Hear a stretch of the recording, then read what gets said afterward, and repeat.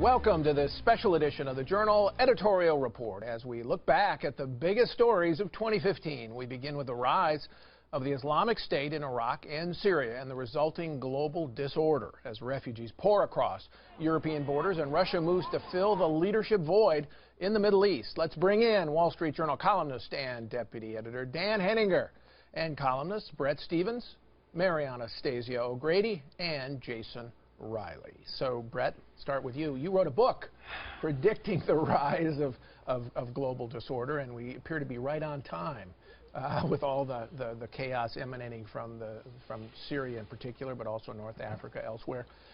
What's happened? Well, I think the policy choices that President Obama made in his first term and the early years of his second term came to fruition in 2015.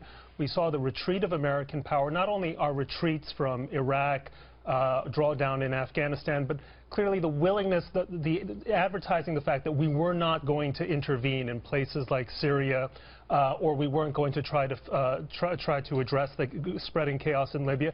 And the result is people sensed, the rogues of the world sensed that there was an open door they could walk through without consequence. That's what they're doing. Mary, the president's strategy against Islamic State has been in place for about 16 months now. I think he would argue, he has argued, they've made a lot of progress. You agree? Well, I think Bret has it right in that the president doesn't build confidence from the American people, and this is fundamentally the problem. So he starts out by saying, I'm going to get out of Iraq. He gets out of Iraq. First he says it's been a success. He gets out. Then he blames George Bush that he got out. And now he says, we're going back in.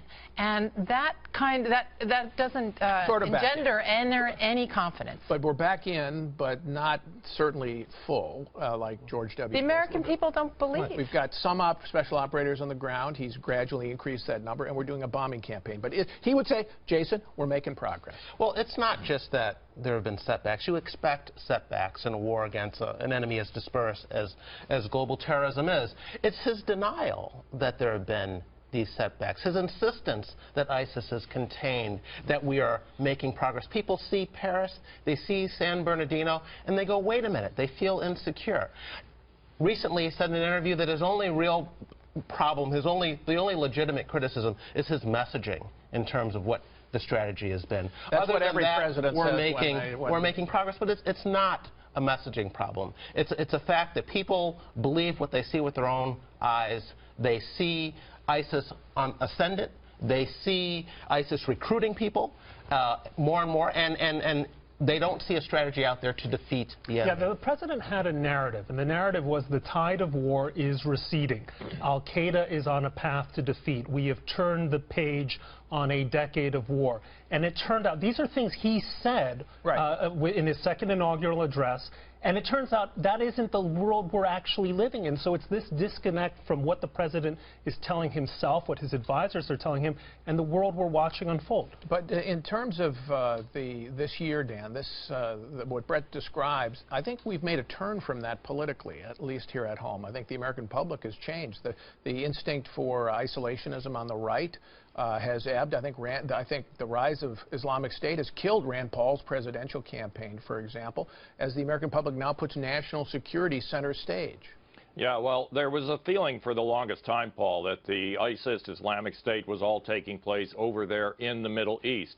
But I think the events of this year changed all that. I mean, first there was the massacre in Paris, this extraordinary event, people driving through the streets of Paris, gunning down individuals eating dinner in restaurants. Then San Bernardino, where it was brought home.